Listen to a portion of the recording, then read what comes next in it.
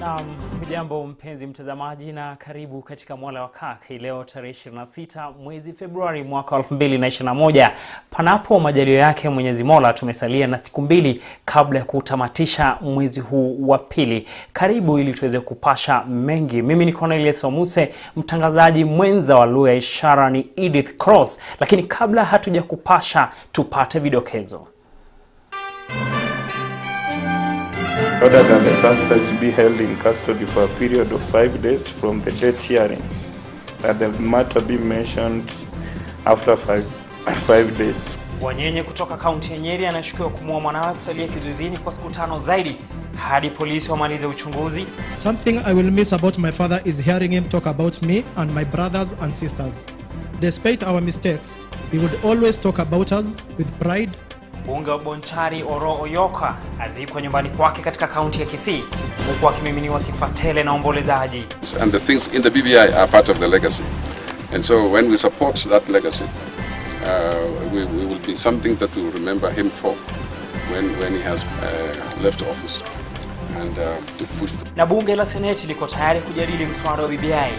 Haya ni kulingana na kiongozi wengi katika bunge hilo, Samuel Poisho.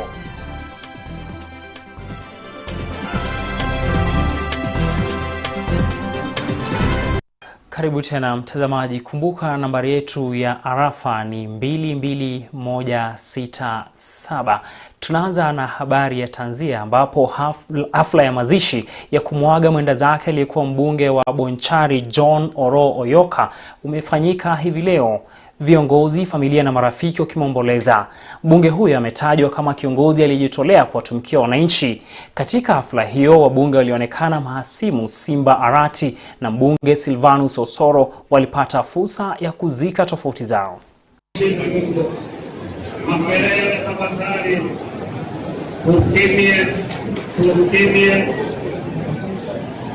Kabla sijaanza, ndugu yangu Osoro kuja.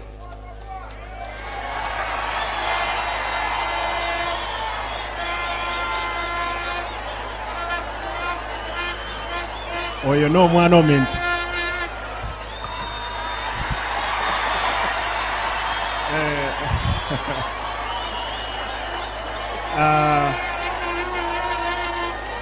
Asante. Good. Done well. Thank you. Thank you. Hawa ni wabunge.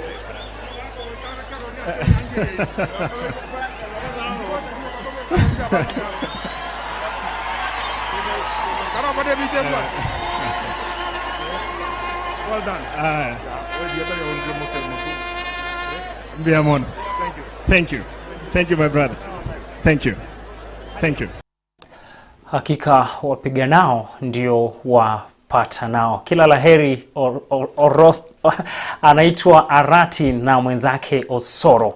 Tukielekea katika taarifa nyingine ni kwamba baba anayeshukiwa kumuua mwanawe, sasa mahakama ya Nyeri imeamrisha Stephen Wangondu anayeshukiwa kumwamrisha kuuawa kwa mwanawe kuendelea kuzuiliwa na maafisa wa polisi kwa siku 5 zaidi huku uchunguzi ukiendelea. Faith Kaulu anakamilisha taarifa hiyo. Asubuhi ya leo, Stephen Wangondu anayeshukiwa kupanga njama ya kumuua mwanawe alifikishwa mbele ya hakimu mkuu Mathias Okuche katika mahakama ya Nyeri. Inadaiwa kwamba Stephen mwenye umri wa miaka 75 kushirikiana na mke wa mwanawe Charity Mushiru walipanga njama ya kumuua mwanawe mfanyabiashara anayefahamika kama Daniel Mwangi Wangondu. Tarehe mosi mwezi Januari, ulimwengu mzima ulipokuwa unakaribisha mwaka 2021, Daniel alikumbana na kifo chake akiwa nyumbani kwake. Kulingana na ushahidi uliotolewa, mwili wa marehemu ulipatikana ukiwa umelilikwa kwenye damu kwenye lango kuu la nyumba yake. Kulingana na uchunguzi ulioendelezwa na idara ya mkurugenzi wa upelelezi wa makosa ya jinai, Stephen alimpa dereva wake James Mahinda 20,000 ili kukamilisha mauaji hayo na baadaye kufanya malipo ya 160,000 kwa washukiwa wanne. And order that the suspects be held in custody for a period of 5 days from the date hearing, that the matter be mentioned after five days from today. Sasa mahakama ya Nyeri imeamrisha Stephen Wang'ondo pamoja na washukiwa wengine 5 akiwemo James Mahinda, Charity Mushiri, Eddie Kariuki, Geoffrey Waturi pamoja na Rafael Washira kusalia kizuizini kwa siku 5 zijazo, huku uchunguzi zaidi ukiendelezwa na maafisa wa ujasusi. Faith Kaulu, Runinga ya Kirk. Tukisalia katika taarifa ya mauaji ni kwamba serikali imeweka wazi matokeo ya upasuaji ya Charity Kemboi, mwanawe na mwanaume mmoja aliyetambulika kama Kelvin. Kulingana na mwanapatholojia wa serikali Johansen Odor, watatu hao waliopatikana wakiwa wamefariki eneo la Jogoo Road, Nairobi, walikosa oxygen mwilini, huku chembechembe za gesi hatari ya carbon ikipatikana mwilini mwa Kelvin. Mwanapatholojia mkuu wa serikali Daktari Johansen Odor ameweka wazi matokeo ya uchunguzi wa miili ya watu wawili wazima na mtoto mmoja waliopatikana wakiwa wameaga katika nyumba iliyoko kwenye makazi ya serikali kwenye barabara ya Jogoo jijini Nairobi. So I'm through with the postmortem of some 3 Kenyans who the history is they were found in a house along Jogoo Road. There were 2 adults, 1 male and 1 female, and 1 boy. Kulingana na Johansen Odor, utafiti uliashiria kwamba Charity Kemboi pamoja na mwanawe Alan Kipngetich walifariki kutokana na ukosefu wa hewa ya kutosha. And he had what is called cyanosis, which indicated that there was no oxygen in the body when he died. So I concluded that the boy died because of what is called smothering. I think he was ishara ya kwamba mapua na hata mdomo yao yalifunikwa wasiweze kupumua. I think he was a hand or some clothes was placed on the mouth and nose to deny him oxygen. Same as the mother, same mechanism. Chanzo cha kifo cha mwanamume aliyetambulika kama Kelvin aliyepatikana akiwa amefungwa miguu na mikono yake kimebainiwa kuwa kuwepo kwa gesi hatari ya kaboni mwilini inayotokana na uchomaji wa makaa. However, for the gentleman, what I found were some superficial injuries on the upper arm, on the abdomen, and both arms and the abdomen. However, what killed him, because when I look at the body, there was what we call cherry red discoloration of tissues. This discoloration, we usually find it when someone died because of carbon monoxide poisoning. Kufikia sasa haijabainiwa iwapo mauaji hayo yalisababishwa na mtu mwingine au mmoja wa marehemu. Very superficial to cause any death. So when you see superficial wounds like that, what comes to my mind is were they self-inflicted or were they inflicted by someone who was trying to get information from him? So those are the 2 positions which we think of. Ni maswali ambayo yatajibiwa na uchunguzi wa makachero unaoendelea ili kutathmini au kutambua mshukiwa yoyote wa mauaji hayo. There were actually ropes which look like electric cables which were tied on the gentleman, on the wrist and on the ankles. It's difficult to establish whether they were self-tied or by someone. However, they look loose, so it could be either. That's subject to investigation by the police. Chris Sambu, Mwale wa Kirk. Pole kwa jamii na marafiki kutokana na maafa hayo ya kusikitisha. Tukielekea katika taarifa ya kisiasa ni kwamba siku 2 baada ya wanasiasa na wananchi wanaunga mkono mswada wa BBI kusherekea Super Tuesday baada ya zaidi ya mabunge 24 ya kaunti kupitisha mswada huo. Kwa sasa kiongozi wa wengi katika bunge la Seneti Samuel Pogisho amesema kwamba bunge hilo kwa sasa liko tayari kujadili mswada huo pindi tu utakapofikishwa mbele yake. Which is stabilizing the foundation for the dam. Saa chache baada ya Rais Uhuru Kenyatta kuongoza viongozi wakuu wa kisiasa nchini ili kuwashukuru wawakilishi wadi kwa kupitisha mswada wa BBI, kiongozi wa wengi katika bunge la Seneti Samuel Pogisho pia amefuata hatua hiyo na kutoa shukrani zake. To the BBI period, you understand, this everything now is going through BBI. BBI was already passed by so many counties. I don't know what the number today is, but past the 24 counties. Pogisho amekiri kwamba bunge la Seneti kwa sasa liko tayari kujadili mswada huo ili kuharakisha mipango ya zoezi la kufanyia katiba marekebisho kupitia kura ya maoni. And so it's now going to come to us in the Senate and the National Assembly so that we have a referendum bill, and then we now go to the people. And so it's easier for us to sell that to the people if projects like this are going on among them. So I have to support them also. Kulingana na Pogisho, BBI italeta usawa miongoni mwa wananchi wote na itakuwa kumbukumbu kuu kwa Rais Uhuru Kenyatta ya kuongoza taifa la Kenya katika hatua ya ustawi. When he retires, we will not forget him, because this is one of the legacy things, and the things in the BBI are part of the legacy. And so when we support that legacy, we will be something that we will remember him for. Kiongozi huyo wa wengi katika bunge la Seneti vilevile amesema kwamba ana matumaini BBI itaimarisha usawa katika ugavi wa rasilimali nchini. Wakati huo, Pogisho amehimiza wananchi kushiriki katika zoezi hilo la kihistoria kwa kupitisha mswada huo wakati wa kupiga kura ya maoni utakapowadia. We also have the 11 kilometers. Tukisalia katika taarifa hiyo ya BBI ni kwamba mwakilishi wa wanawake katika kaunti ya Nairobi Esther Passaris amepongeza kaunti zote nchini zilizopitisha mswada wa BBI. Passaris amesema kwamba ni jukumu la Wakenya kuhakikisha kwamba mswada huo unapita kwenye kura ya maoni. Akizungumza katika kaunti ya Nairobi huko Komarok, eneo la Embakasi, mwakilishi wa wanawake Esther Passaris ametoa pongezi kwa wawakilishi wadi kwa kupitisha mswada wa BBI.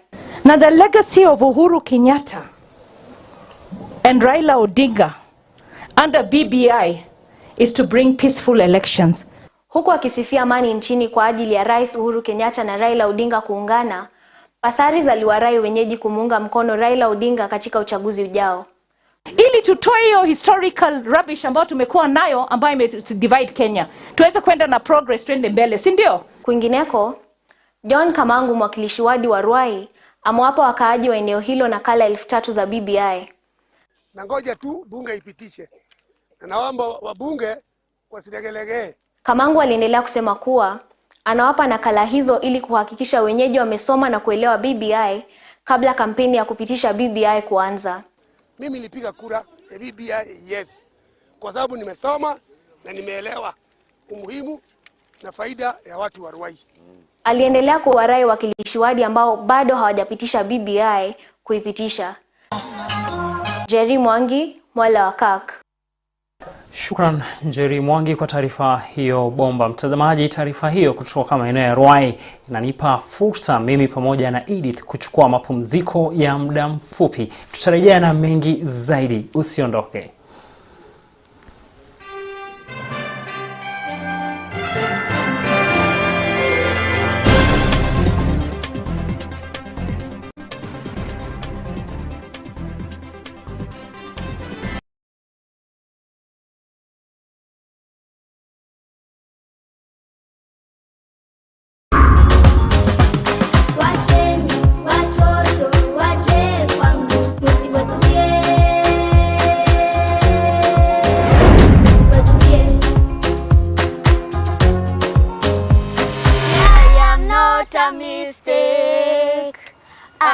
Not a mistake.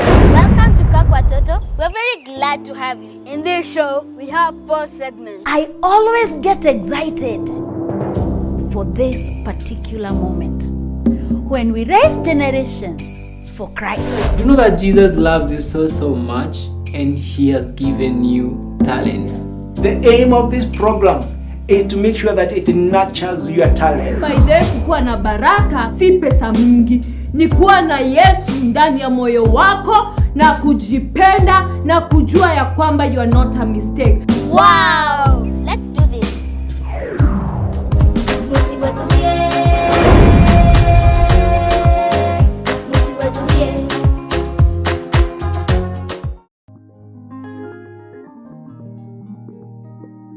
Tufikapo makao ya raha, tufishe taji ya kifalme, vile vile pete ya dhahabu, tukakusifu milele daima. To get nitafanya kazi ya Mungu, dial *811 *187# and select 4. Vile vile pete ya dhahabu, tukakusifu milele daima. Jihadhari usije ukasahau, ni Mungu Baba amekubariki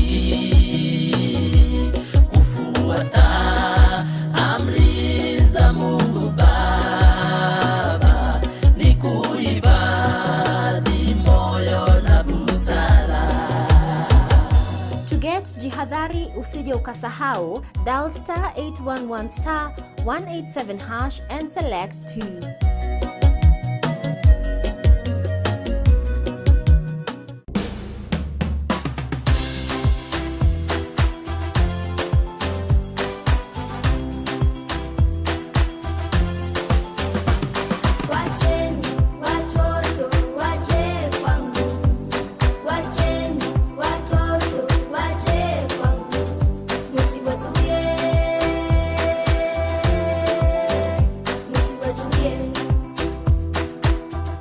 To get all the children come to me, dial *811*187# and select 1.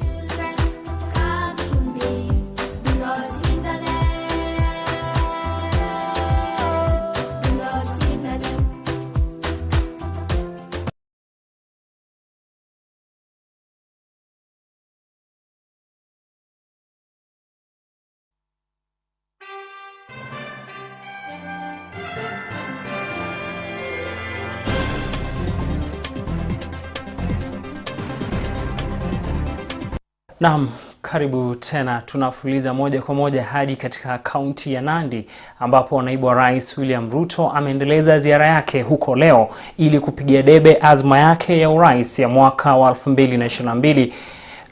Naibu wa rais alikuwa akieleza kauli mbiu ya Hustler Nation. Katika ziara ya kaunti ya Nandi, pamoja na wandani wake wameendeleza mchakato wa kutafuta uungwaji mkono huku akifutilia mbali wale wanaompinga.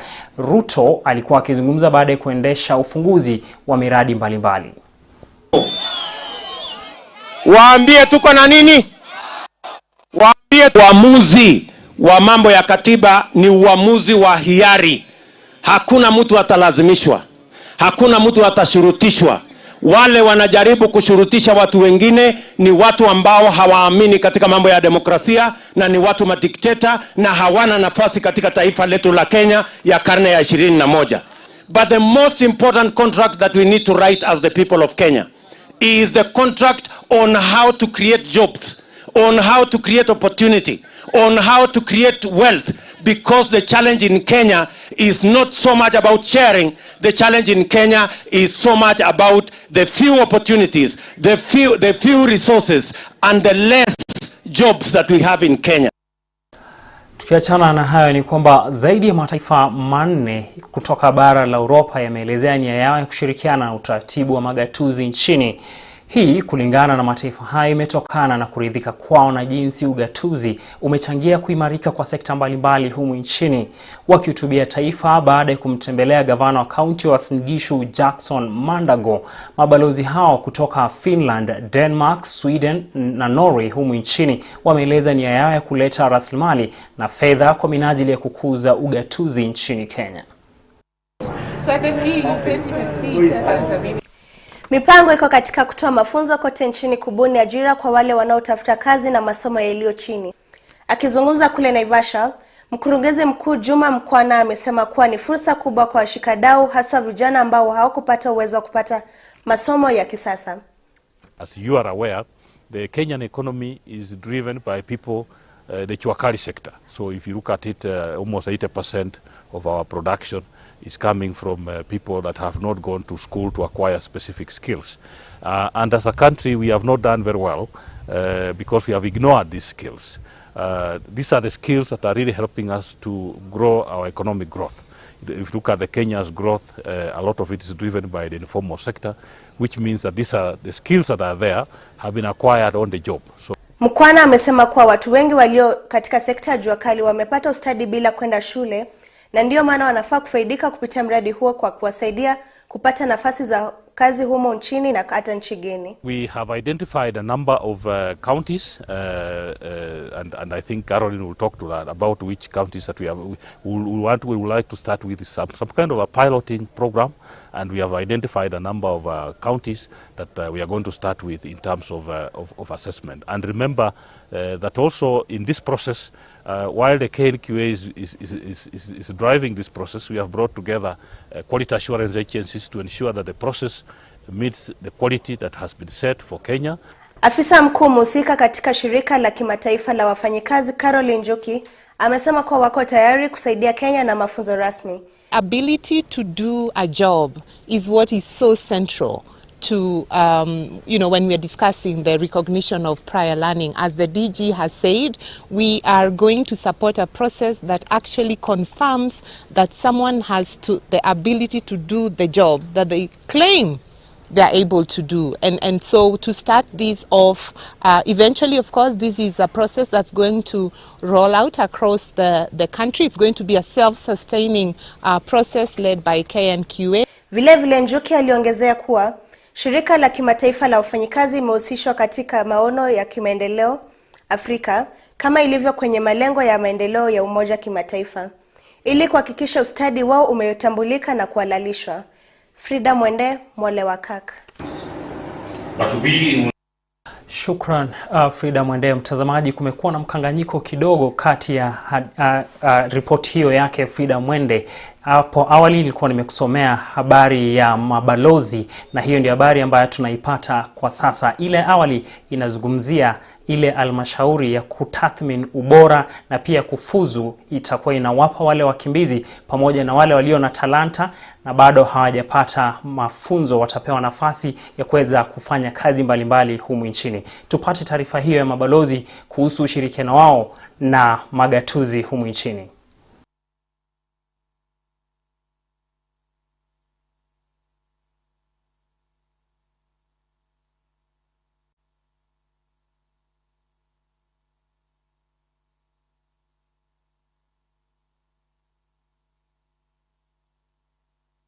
Governor said dairy used to be a big sector where Denmark and your county interacted a lot.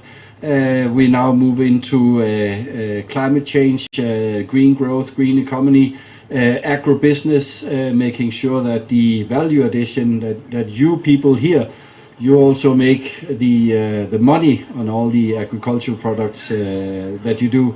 So thank you very much, and really looking forward to spend the next 2 days in your bureau. Hopefully soon coming out of this COVID epidemic, this will be a strength, but it's also important that in order to be able to use this strength, I think we need to do what we can to empower our young people, and their education is a key factor. And we have been discussing specific issues, for instance, how to not only talk about the youth, but how to engage the youth in the politics, in the Mtazamaji, taarifa hiyo kutoka katika magatuzi ya Kenya linatuacha bila la ziada. Kwa niaba ya wote waliofanikisha makala haya ikiwemo mwenzangu Edith Koros, hadi Ijumaa ijayo panapo majaliwa yake Mwenyezi Mola, na kutakia wikendi iliyojaa baraka na furaha tele. Kutoka kwangu Omuse, alamsiki.